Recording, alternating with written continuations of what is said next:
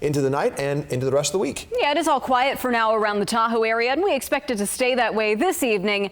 Last evening at around 8 o'clock, totally different story, but there are some storms we're tracking in the central and south Sierra. Live Copter 3 giving us a view of some of the tops of those thunderstorms from their vantage point in Elk Grove. Here they are on the radar. They've been developing along the crest, but unlike yesterday, they're actually creeping down the west slope. So parts of Tuolumne County into the foothills, maybe watching out for a bit of light rain here in just a bit. Some lightning to the north of Twainhard. Here you can see Highway 108. Some heavier rain. No hail being detected with this cell, although it does have a history of possibly producing some hail. A little shower here just to the east of Groveland. This has fallen apart pretty quickly over the last 15 minutes. Also watching a little cell here into Mono County. So if you're in Sonora County, Calaveras County, you're seeing the clouds increasing, even getting into Stanislaus County. Some high clouds from the tops of those thunderstorms coming in from the north and east. Otherwise, it's just the fair weather cumulus clouds for much of the central and north Sierra. Take a look at the temperatures. A little interesting here if you really focus. It's 92 in Yuba City, 82 degrees in Fairfield.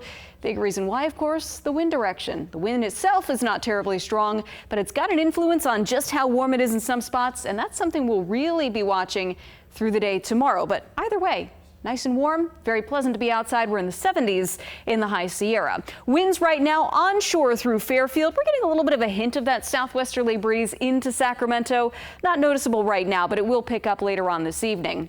First thing Wednesday morning, notice how Fairfield keeps the onshore breeze, as does much of Solano County. Also have the onshore flows starting the day in the San Joaquin Valley. But for the Sacramento Valley, it's going to be a little bit of a north breeze for most of the day. So that's going to allow a spot like Yuba City to end up much warmer, certainly than Fairfield and close to the coast where we have the onshore flow and the marine layer. Well, that's likely going to keep temperatures in the low 60s. So pay attention to your number for your town here when we get into the valley. For the Sierra, of course, the breeze, not much of an effect here. Temperatures will be back in the 70s in Truckee and South Lake Tahoe.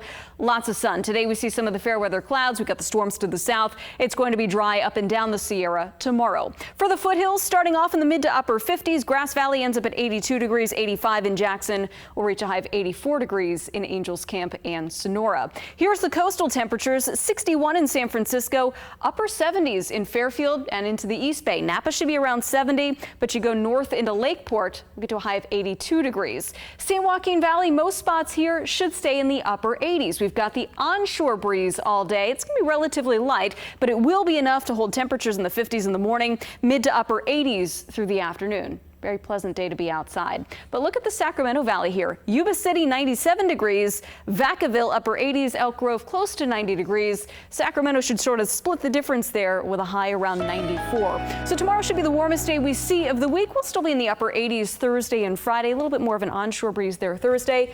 And really nice and comfortable this weekend. We're back into the 80s, sunny. Great couple of days to be outside. Easy. Yeah. Thanks, Heather. Well, working out and building relationships, how Elk Grove police are using fitness to bring people together.